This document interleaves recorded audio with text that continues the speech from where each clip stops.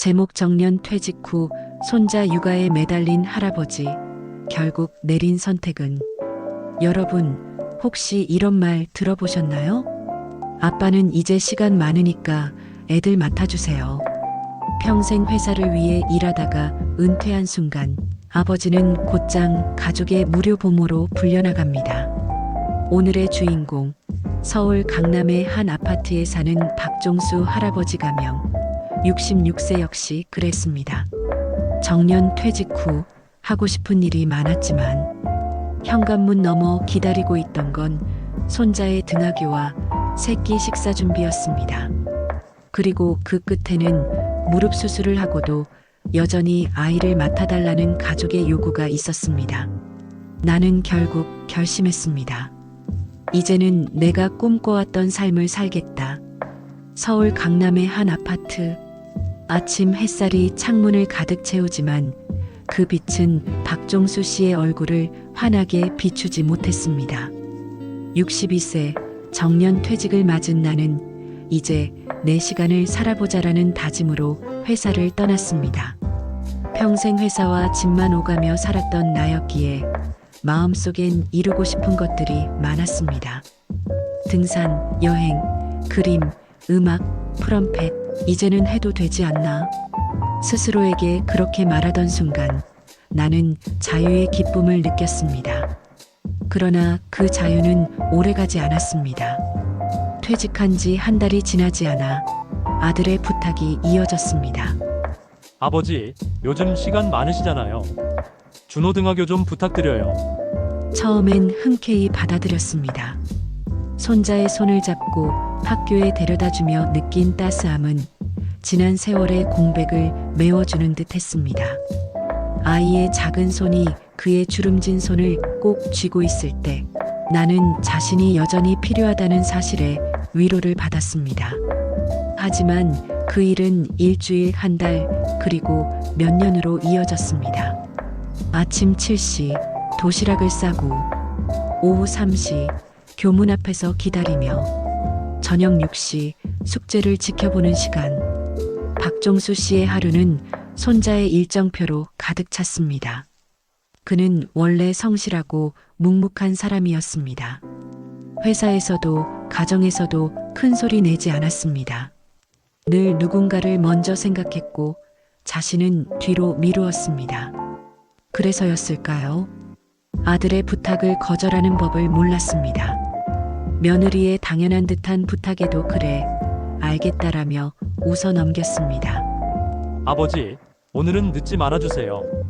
애가 기다리거든요. 아버지, 주말에도 좀 봐주시면 저희가 좀 편하죠. 이런 말들이 쌓이면서 그의 자유는 점점 사라졌습니다. 고마움 대신 요구만 늘어갔습니다. 나는 점점 가족의 시간 없는 보모가 되어갔습니다. 손자의 웃음이 여전히 소중했지만 가끔 거울 속 자신을 보며 묻곤 했습니다. 내가 이러려고 은퇴했나? 쌓여만 가는 피로, 그리고 무릎에서 시작된 통증.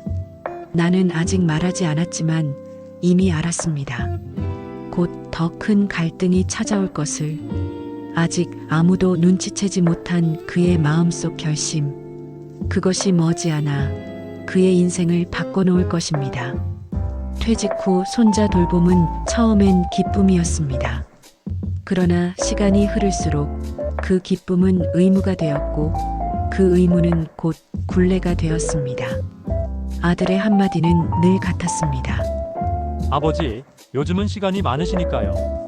며느리 역시 당연하다는 듯 말했습니다. 아버님이 계셔서 저희가 얼마나 든든한지 몰라요. 오늘도 부탁드립니다. 고맙다는 말은 줄고 부탁이라는 말만 남았습니다. 어느 날 무릎이 붓고 통증이 심해져 병원에 다녀왔습니다. 의사는 조심하라고 했습니다. 하지만 집에 돌아오자마자 아들은 말했습니다. 아버지, 내일도 애등하교 부탁드려요. 저희는 시간이 안 돼서요. 아버지, 그래도 조금만 더 힘내주세요. 그는 조심스레 말했습니다. 아빠도 이제 무릎이 아파서 걷는 게 쉽지 않구나. 그러자 며느리가 담담하게 대답했습니다. 그래도 당장은 아버님밖에 의지할 분이 없잖아요. 그 순간 가슴이 무너져 내렸습니다. 내 건강은 아무도 생각하지 않는 건가? 아침 일찍 도시락을 싸는 손, 교문 앞에서 한참을 서 있는 다리, 버스를 타고 오는 아이를 기다리며 추위에 떨던 겨울날. 나는 스스로를 위로했습니다. 이 또한 가족을 위한 일이야. 하지만 돌아오는 건 당연하다는 시선뿐이었습니다. 아버지, 내일도 잘 부탁드려요. 그 말은 고마움이 아닌 지시처럼 들렸습니다. 그날 저녁 그는 조심스레 말을 꺼냈습니다. 준호 이제 혼자서도 학교에 다닐 수 있지 않겠니? 아들은 단호했습니다. 아버지, 아직은 어려요. 혼자 다니기엔 위험해요. 며느리도 말을 보탰습니다. 아버님, 조금만 더 도와주세요. 저희도 일이 많아서 어쩔 수 없어요. 나는 더 이상 대꾸하지 못했습니다. 말을 이어가는 순간 더 큰 불화가 생길 것을 알았기 때문입니다. 밤이 깊어갈수록 그의 마음은 무거워졌습니다. 나는 가족의 아버지인가 아니면 끝없는 부모인가. 내 무릎은 점점 버티지 못했고 마음은 점점 지쳐갔습니다. 그러나 아직 결정을 내릴 수는 없었습니다. 손자의 웃음이, 작은 손길이 여전히 마음을 붙잡고 있었기 때문입니다. 하지만 그는 알았습니다. 곧 더 큰 갈등과 마주하게 될 것을. 그리고 그 갈등 속에서 반드시 새로운 결심을 해야만 한다는 것을. 무릎 통증은 결국 그의 일상을 무너뜨렸습니다. 계단을 오르내리는 일이 고통이 되었고 손자를 학교에 데려다 주는 길은 고행이 되었습니다. 병원에서는 수술이 불가피하다는 진단이 내려졌습니다. 나는 잠시 숨을 고르며 가족에게 털어놓았습니다. 아빠가 수술을 해야 한단다. 당분간은 아이를 봐주기 힘들 것 같구나. 하지만 대답은 차가웠습니다. 그럼 그동안은 어떻게 하죠? 파출부라도 불러야 하나요? 아버님, 그래도 애는 맡아야 하잖아요. 저희는 시간이 안 돼서요. 내 가슴은 다시금 무너져 내렸습니다. 수술 앞에서도 가족의 걱정은 오직 아이 맡길 사람뿐이었습니다. 수술 당일 나는 혼자 병원에 도착했습니다. 아내는 이미 오래전 세상을 떠났고 아들과 며느리는 바쁘다는 이유로 오지 않았습니다. 간호사가 물었습니다. 보호자는 안 오셨나요? 수술 뒤에는 곁에 누군가 있어야 하는데. 나는 애써 웃으며 대답했습니다. 괜찮습니다. 혼자서도 할 수 있습니다. 하지만 그 웃음은 허망하게 떨리고 있었습니다. 마취에서 깨어난 순간 병실은 텅 비어 있었습니다. 누구도 손을 잡아주지 않았고 물 한 컵 건네줄 이도 없었습니다. 천장만 바라보며 생각했습니다. 내가 이 집에서 정말 가족이 맞나? 며칠 뒤 태어난 나는 힘겹게 집으로 돌아왔습니다. 아들은 문 앞에서 무심히 물었습니다. 몸은 괜찮으세요? 그런데 아이 등하교는 언제쯤 가능하실까요? 그 말은 망치처럼 머리를 때렸습니다. 나는 잠시 숨을 고르며 대답하지 못했습니다. 가슴 속에서 쌓인 서러움이 터져 나올 것만 같았기 때문입니다. 손자는 내 얼굴을 보며 조심스레 물었습니다. 할아버지 많이 아프세요? 그 순간 그 작은 목소리 하나가 오히려 그를 버티게 했습니다. 밤 그는 창가에 앉아 바깥을 바라보았습니다. 창문 너머 가로등 불빛이 흔들리고 있었습니다. 이제는 달라져야 한다. 무릎 수술의 상처보다 더 깊은 건 마음의 상처였습니다.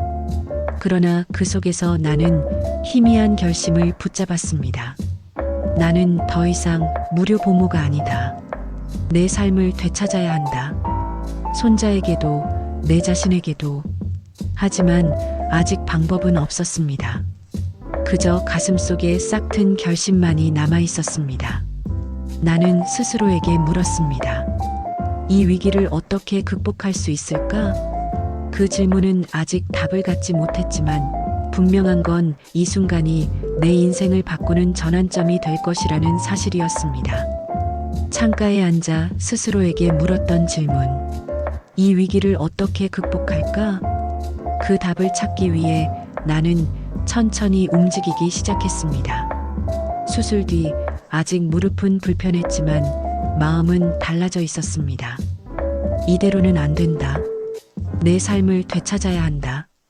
나는 손자 준호를 불러 앉혔습니다. 준호야, 할아버지가 많이 아프단다. 그래서 매일 내 등하교를 챙기기 힘들어. 준호는 잠시 고개를 숙이다가 대답했습니다. 할아버지, 저 이제 혼자서도 다닐 수 있어요. 걱정하지 마세요. 그 말에 가슴이 뭉클해졌습니다. 아들은 옆에서 듣고 있다가 조용히 말했습니다. 아버지, 저희가 너무 의지했네요. 이제부터는 저희가 책임지겠습니다. 작지만 분명한 변화였습니다. 처음으로 가족이 그의 상황을 이해하려 했고 그는 그것을 받아들였습니다. 며느리는 주방에서 조심스레 다가왔습니다. 아버님, 그동안 저희가 너무 당연하게만 생각했어요. 죄송합니다. 그는 잠시 멈춘 뒤 천천히 대답했습니다. 고맙구나. 미안하다는 말보다 이제부터 달라지는 게 더 중요하지.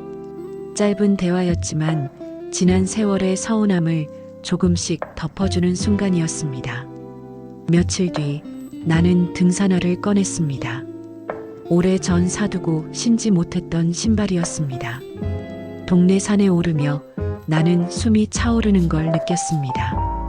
그러나 그 숨은 고통이 아니라 자유였습니다. 산 위에서 마주한 바람은 그에게 속삭였습니다.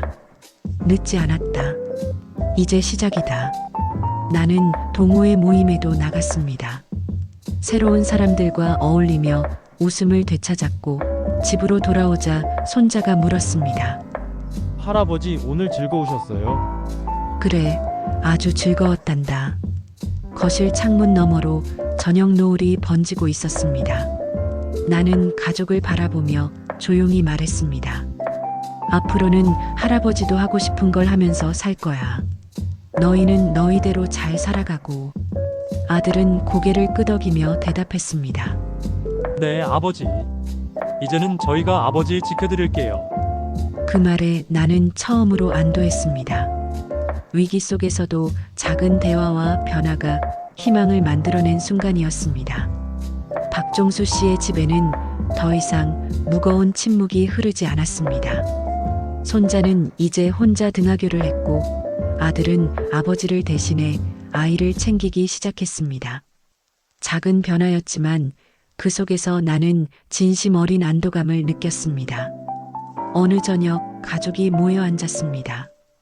아들이 조심스럽게 말을 꺼냈습니다. 아버지, 그동안 정말 죄송했습니다. 저희가 아버지를 너무 당연하게 생각했어요. 며느리도 눈시울을 붉히며 덧붙였습니다. 아버님, 저희도 후회가 많습니다. 감사하다는 말 제대로 한 번도 못했네요. 나는 잠시 침묵하다가 천천히 고개를 끄덕였습니다. 그래, 이제 알았으니 됐다. 앞으로는 서로 마음을 헤아리며 살면 된다. 짧은 대화였지만 그 말 속에는 지난 세월의 응어리가 녹아내리는 울림이 담겨 있었습니다. 손자는 다가와 그의 손을 꼭 잡았습니다. 할아버지, 앞으로는 제가 할아버지를 지켜드릴게요. 그 말에 나는 가슴이 벅차올랐습니다. 고맙다, 준호야. 할아버지가 내 말 잊지 않겠다. 그 순간 나는 비로소 깨달았습니다. 자신이 단지 돌봄의 도구가 아니라 누군가에게는 여전히 소중한 보호자이자 버팀목이라는 사실을. 나는 다시 산에 올랐습니다. 무릎은 여전히 불편했지만 마음은 가벼웠습니다. 등산 동호회 친구들과 웃으며 걸었고 바람 속에서 새로운 자유를 느꼈습니다. 집에 돌아와서는 작은 스케치북을 꺼내 바닷가 풍경을 그렸습니다. 연필 끝에서 피어나는 그림은 나에게 또 다른 삶의 기쁨을 주었습니다. 그래, 이제야 내 이름으로 살아가는구나. 그날 밤 가족이 다시 둘러앉아 저녁을 먹었습니다. 아들은 조용히 숟가락을 내려놓고 말했습니다. 아버지, 앞으로는 아버지의 삶을 존중하겠습니다. 이제 저희 차례입니다. 나는 담담히 대답했습니다. 나는 내가 잘 사는 걸 보는 것만으로도 충분하다. 다만 나도 나답게 살겠다. 창밖에는 별빛이 반짝이고 있었습니다. 나는 속으로 조용히 중얼거렸습니다. 고맙다. 사랑한다. 그리고 이제부터는 내 삶의 주인으로 살아가겠다. 댓글로 여러분의 생각을 남겨주세요. 그리고 이야기가 의미 있었다면 구독과 좋아요, 알림 설정 부탁합니다.